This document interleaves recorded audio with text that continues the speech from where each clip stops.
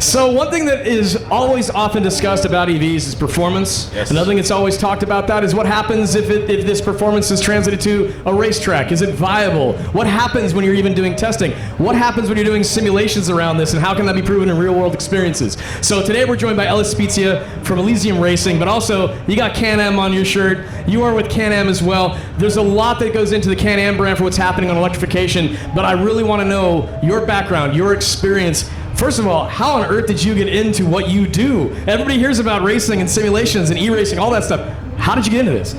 Yeah, I mean, I've been driving professionally for the past 5 years, so in the motorsport world, that's super late. I started when I was 14, 15 years old. Oh my God! Did you have like a Gandalf beard when you showed up? Pretty much, like 14, dude. No, but that is late. Like, yeah. People start like karting when they're like basically like, oh, they can walk. Cadets, they're like 5 years old now or something like that. Seriously, yeah. And we work with the company Blue Shock, and they have a cadet carts where the helmets are as big as these kids, and they're going around the track. But no, awesome. I mean, my background started in sim racing and pretty much playing Forza on an Xbox with a racing wheel strapped to a desk stool. And that's where I learned all my wonderful fundamentals and raced some indoor go-karts in a shopping mall, won that championship, thought, all right, I'm pretty much as good as Verstappen now. Let's go to Europe and race electric go-karts professionally. And I got my butt kicked that first year, but we're still here. We're still going. But I love how you phrase that, though, because honestly, it takes that level of confidence, ego, whatever you want to call it, to be like, blind ignorance. Baby, I'm going in. It's going to happen. Yeah. But you have to have that level of, I'm going to go for it. Because, again, as you described, it's like there's other people that might have been racing longer than you,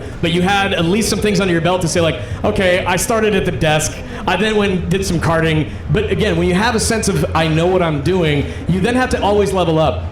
You don't know everything, so you got to go to that next step. So you got your butt kicked, but what it did is improve your capabilities, I would imagine. Yeah, I mean, went from run at the back, just happy to finish the race with all the wheels on the go-kart, to that next year, Rotax has their awesome electric karting program with the E20, and that's the exact powertrain that's in both the Can-Am Pulse and Origin.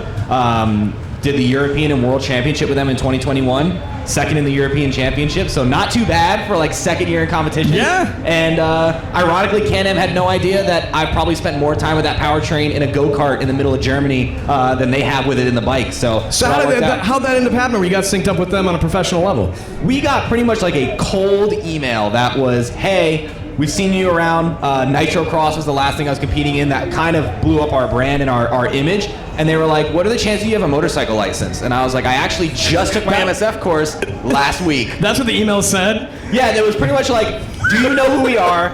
Do you have a motorcycle license? Are you confident on the road? By the way, we have this awesome electric motorcycle. We'd love for you to test it out. I would love for the rest of the story for you to be like, as you're reading the email, you're on a website like motorcycle license, like Googling. It was close. Yeah, man, I got it. Yeah, I'll get right back. So my only experience before that bike was a Honda Grom that has just about as much horsepower as like a kid's bicycle to a wonderful 50 horsepower electric rocket ship.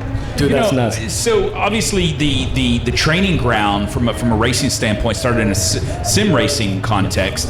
Obviously hand-eye coordination, all that. But how does that prepping ground translate to the physicality of physical racing? How does that work? Yeah, there's got to be some kind of. I watched Gran Turismo on Netflix. I mean, right? Isn't that like? I think it's like, yeah, that's how it works. I think honestly, I found that like the fundamentals are there. You want to learn like what the gas does to the car, what the brake does to the car, what the steering does to the car. Awesome.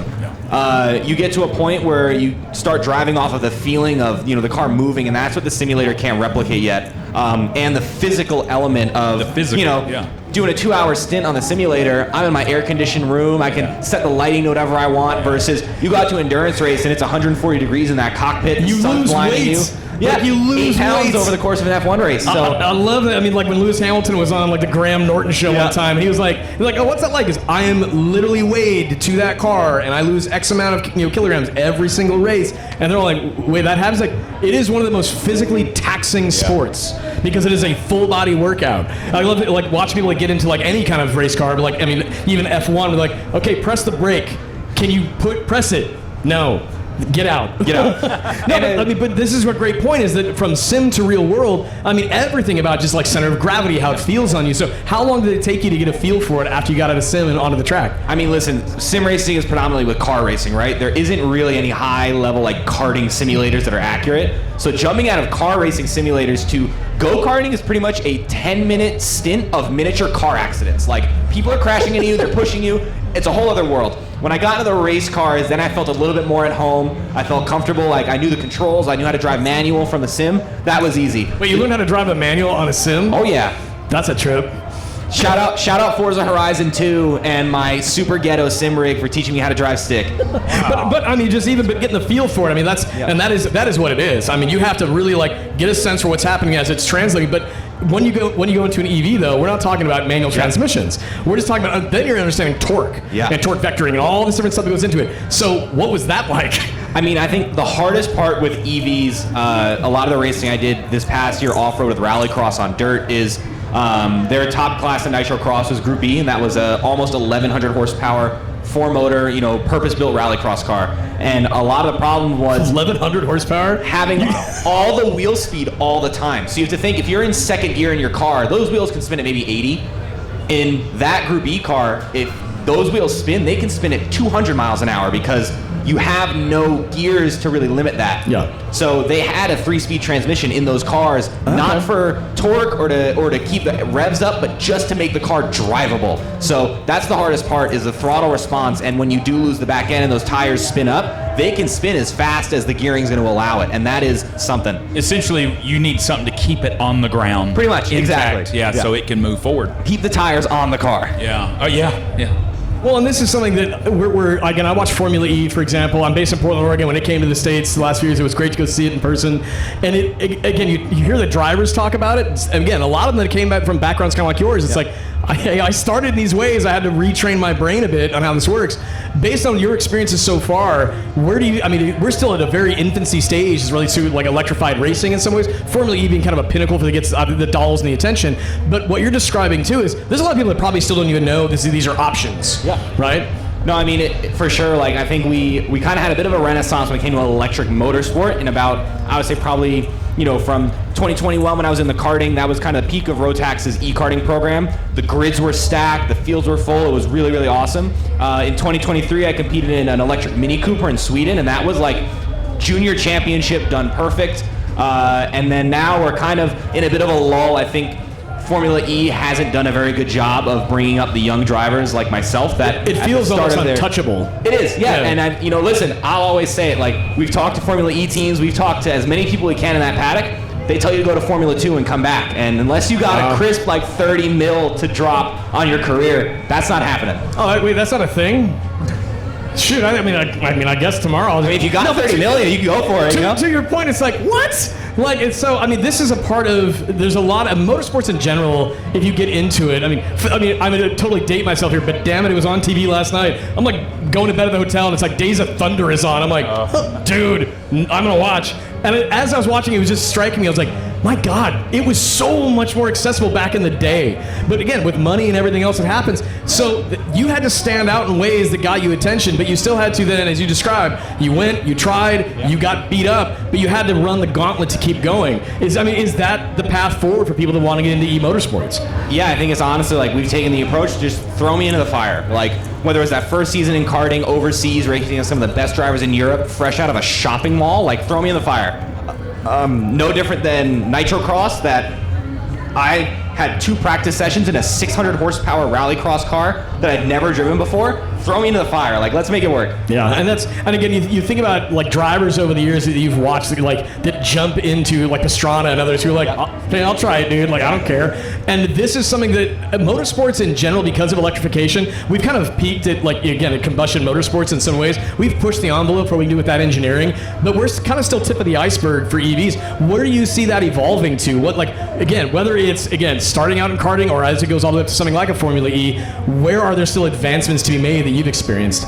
I think honestly it's basically not following in what F1 did, which is stray so far away from the consumer market that it's not applicable anymore. I think having that marketability value that we have seen some teams drop out of Formula E because they need to put their budgets elsewhere. Whereas when you look at, the GT racing programs that say all the factory teams run, they run that because some old dude in the stand that's been watching IMSA for 30 years is going, well, that's a 911. I like Porsche. I'm going to go buy a 911. So when we keep that going and don't stray away from that the way F1 has, which now they're trying to bring back with their active aero and changing up the powertrains, they're trying to bring back that sort of draw of it being a sort of eye candy for the consumer to then, win on Sunday, sell on Monday. If we can have that going in electric motorsport, that's going to be the key, because those kids out there don't care what sound it makes, how many gears it has, whether it's automatic, manual. If they see it out on a racetrack doing cool stuff every single weekend, they're going to go buy it. Wow.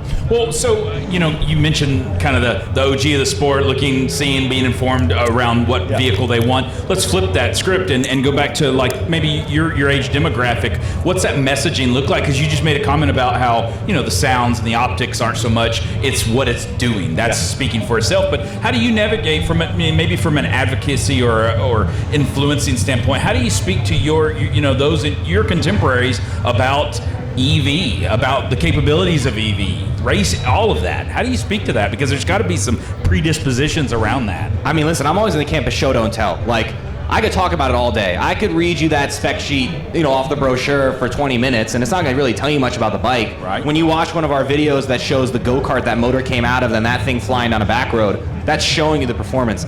No different. I mentioned it, rest in peace, Nitro Cross. They did an awesome job of okay, a lot of series are going electric for a sustainability quota or for marketing. They said, no, we want to have this spec of vehicle that's this insane to do a 150-foot gap jump.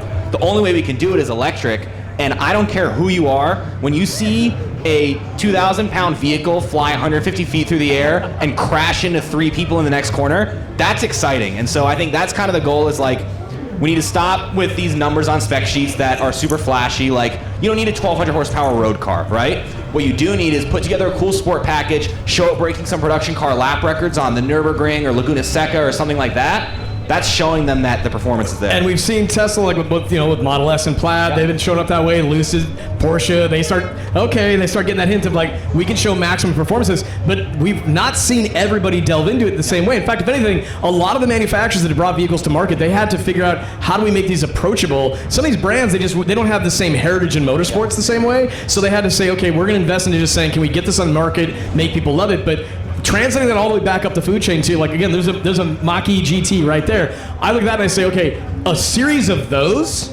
I mean, they've done again, versions of those which are high powered and fun to drive, getting junior driving, and it's that's badass. But making that into a series is something that you said, again, win on Sunday, sell on Monday. That hasn't translated yet, but I think there's opportunity for it based on the fact that we now have a lot more variety in market. And I think, honestly, all the car companies need to stop making people angry by taking these legacy names and trying to balance out the electric. We know it's not going to sell as well yet because not everyone's sold on EV. Well, let's put the Mustang name on it, or let's put don't do that. Make it new and make it cool. We don't have to because then if it's not a good product, then they're going to be extra angry. So I think that's what we have to start. Make something new, make it cool. Hyundai's Envision, that crazy prototype that they put out, that was awesome. And then they just said, oh, it's a concept, we're not actually going to do it. This is the one EV that I had unanimously everyone thought was super cool, super sick, and then they didn't do anything with it. So and I think part of that too is legacies have had a tendency, and their understanding of this over the years is, we make a concept that's outlandish and not terribly obtainable. That's what they do. And then they say, and here's the thing that we can sell you, that's the vanilla scoop of ice cream. And I think that where brands like Tesla and others on just the EV front have said, we're going to show you a car, and basically that's what you're going to get. I think there's a page out of that playbook that a lot of these brands could take. And to your point, the challenge they have, and I love your question about what is that? How do you get the brand equity to resonate? And they've had to play this game of, we've got a lot of brand equity in these old models that we've sold forever. How do we bridge the gap? Can we get young people to say, my first Mustang was electric? That is a challenge that they're facing, and it's not the easiest thing in the world. Well, I agree with Ellis. Leave the brand legacy and equity alone and bring to market a product with its own brand. But as he said, it's got to be undeniable. Yes. And don't tease me with it and then say, and we're not bringing it to market. And like it's all across. Like I clarify, it's not just with electric. It's no different than Mitsubishi making the Eclipse a crossover SUV. Like no, that was in Fast and Furious. Like that's not an SUV. Don't do that. First time I got yelled at on a test drive from a dealership was in a GSX with a buddy of mine. I'm dating myself. This is like back in the 90s. But he's like, "Can I really get into this?" And the guy's like, "Yeah, go ahead." Boy, we got into it, and he was like, "Okay, take it back right now. Come on." But to your point, these are heritage brands and heritage models to then people that grew up with these things. It's like, don't just start peeling that away. Again, we're talking like our era. I'm being very generous to myself here, but you brought up Eclipse, and it's like this is the same when someone said, "Do not touch my Mustang," and like GM saying like, "Okay, like we're gonna come up with electrics." They've been taking Equinox, they've been taking some of these other Blazer and others. Okay, but they're not touching Corvette just yet. They're Camaro. They're like, we'll just leave that alone for now. I think that this is a balancing act of a transition of brand equity that many of them, they felt they had to do this. They weren't leading the charge on it. But now they're realizing that, as you described, there's opportunity for them to really kind of swing for the fences to create something new. So, but I mean, and hey, I hope they bring it to Expo. So, well, I guess all that to be said then, do you feel that brands like Can-Am in the space of, again, brands that are maybe not light-duty vehicle, are they having the same challenge, or are they meeting your expectations there as a driver and as an enthusiast?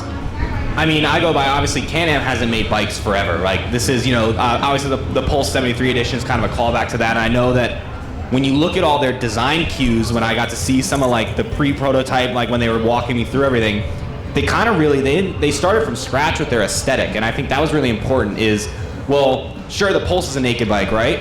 But they didn't try and say, okay, well, we're going to take the retro version that we made, back when we were making bikes and make it look just like that and name it after it. They kind of did their own thing and started fresh and said, this is, its own thing, its own sector of the company. Like, this is the way we're doing it. And I think the reception's been awesome. Like, I feel like they struck a great balance that it's got a little bit like the retro cafe racer vibe with the single headlight, the just silhouette of the bike, and then also keeping in, okay, well, it's not like a Cybertruck that looks like a brick. It's got the sharp lines that make it look futuristic and mean, but they still were not afraid to have a little bit of that retro in there without trying too hard of like, say Harley had their electric a while ago that I feel like with the battery, it kind of just looked like a brick on wheels. Obviously the Stark is a little bit further away. That's a purpose-built dirt bike, and I think that's its own cool market for the racers. I think Can-Am just nailed it sticks out just enough, but it's not screaming, hey, I'm electric, look at me over here, I have, this monotone LED taillight and I'm doing this, and this. They really did a good job that it looks like a bike, it feels like a bike, but it's just different enough that it works with the design cues. Well, it avoided the cliches that you're talking about. Exactly. It's just like, look, you don't have to just make it so almost like, like the ornate elements to it of exactly. Like, yeah, I get it, you're trying to tell me it's electrified. Yeah. It is a product that can stand on its own, both by sake of design and performance. And this is something that, again, I've had, I don't know how many cars in my lifetime, but every single one of them was an emotional-driven purchase. And that doesn't change if the fuel is electric or gasoline. It's still the same reality. And I think the balancing act around what you're describing is that some of these companies have had to figure out how to wade into this experience. Some of them have leveraged that legacy branding, but others, as you described with the Can-Am experience, you're like, no, that speaks authentically to me. And there's a generational changeover happening right now.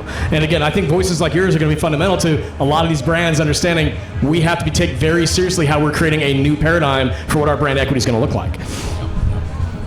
Anything I missed, Jason? No, that was a good summary. Oh, I mean, important summary. I got to say, it's the end of the day, but I'm still doing it. Still going. Still going strong. So, Ellis, everything that we've talked about, kind of rounding things out. I mean, you've got a career that's already got some accolades to it. You've also got some learnings under your belt of like, I don't know everything, but I've got things I can do to perfect where I want to go. What is it you want to finally accomplish with your career as it relates to racing? Yeah, I mean, honestly, when we look at the current landscape of the sport, it's really tricky. Like, I think the current number, like, from all the people I talk to, if you want to get to F1, it's like 90 million, just about. So that ended way before it even started in my career. And I think now, especially working with Can-Am, of being that guy that just can drive whatever. Like, if they want to put some nicer suspension and some sticky tires and take that thing to the track, I'll figure it out. I was just at their Can-Am Derby. If the off-road guys that, do the Baja stuff in the desert want to throw me in there, cool. My co-driver's going to be praying for his life half the time, I bet. But I'll do it. I'll jump in.